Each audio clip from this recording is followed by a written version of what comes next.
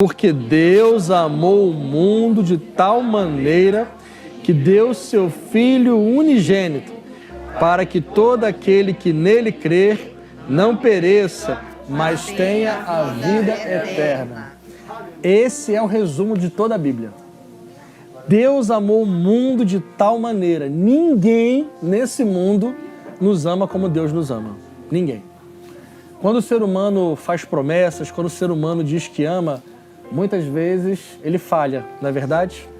Muitas vezes o ser humano diz que eu estou contigo até o final. E aí a pessoa vai e nos desaponta. Não temos a força de poder entregar o que nós temos de melhor para alguém que aos olhos humanos não merece. Mas Deus ignorou isso e deu o que ele tinha de melhor, o seu Filho, para nós que também não merecíamos. Por isso que a maior prova de amor que o mundo já viu é o que Deus fez.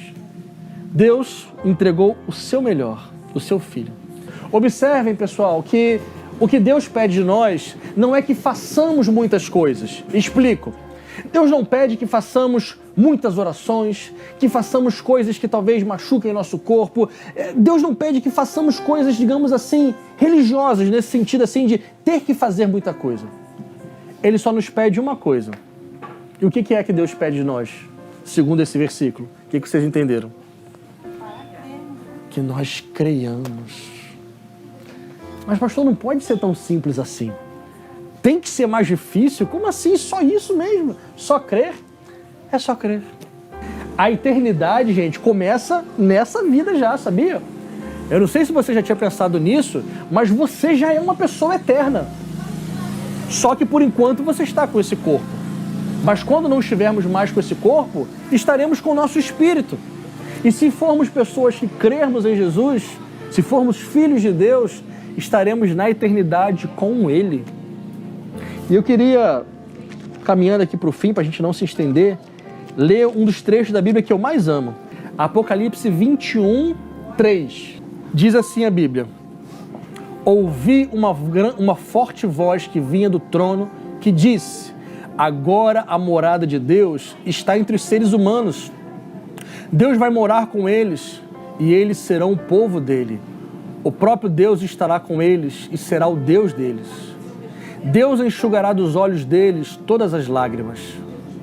Não vai haver mais morte, nem tristeza, nem choro, nem dor, porque todas essas coisas velhas já passaram. No versículo 6 diz: Jesus falou, tudo está feito. Eu sou o Alfa, o Ômega, o princípio e fim. Quem tem sede, darei de água para beber de graça, da fonte da água da vida. Aqueles que conseguirem a vitória receberão de mim esse presente. Eu serei o Deus deles e eles serão os meus filhos. E agora aqui no capítulo 22, versículo 3.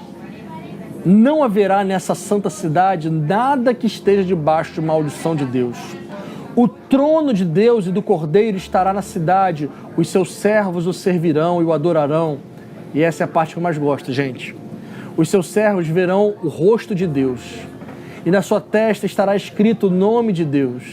Não vai ter mais noite, não vão precisar de luz de candelabros, nem de luz do sol, porque o Senhor Deus brilhará sobre eles, e reinarão para todos sempre. Quantos creem nesse dia, nesse momento? Vocês imaginam um lugar que não vai ter mais morte? Imaginam um lugar que não tem pandemia? Imaginem um lugar que não precisa mais de luz do sol, porque o próprio Deus nos iluminará. E a melhor parte para mim, nós veremos Deus face a face. Como estamos nos vendo agora, nós veremos o próprio Deus. Essa é a maior promessa que Jesus nos faz. Eu quero encerrar dizendo o seguinte para você: independente do que você esteja passando, independente de como seja a sua vida agora, não esqueça, essa vida não é o fim.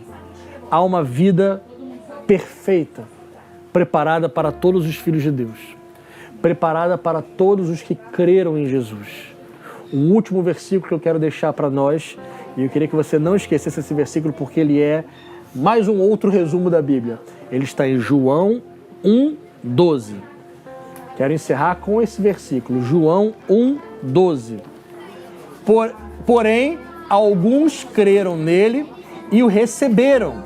A estes, Deus deu-lhe o direito de se tornarem filhos de Deus. O que vocês entenderam desse trecho da Bíblia? Vou ler de novo, devagarzinho. Prestem bem atenção. Porém, alguns creram nele. Nele quem, gente? Em Jesus. Porém, alguns creram em Jesus e receberam. A estes, Deus deu o direito de se tornarem filhos de Deus. Quem são os filhos de Deus? Aqueles que creram em Jesus. Se você é uma pessoa que decidiu entregar a sua vida para crer em Jesus, você é filho de Deus. E os filhos de Deus, Jesus voltará para buscar e para morarmos para sempre com Ele. Essa é a nossa maior esperança. A nossa maior esperança não deve ser ter coisas melhores apenas nessa vida. Às vezes a gente passa uma vida inteira querendo apenas juntar coisas, acumular coisas. Gente, tudo vai ficar. Tudo que a gente conseguir acumular nessa vida, né, irmã Del? Vai ficar. Todo dinheiro, quando morre, não leva nada.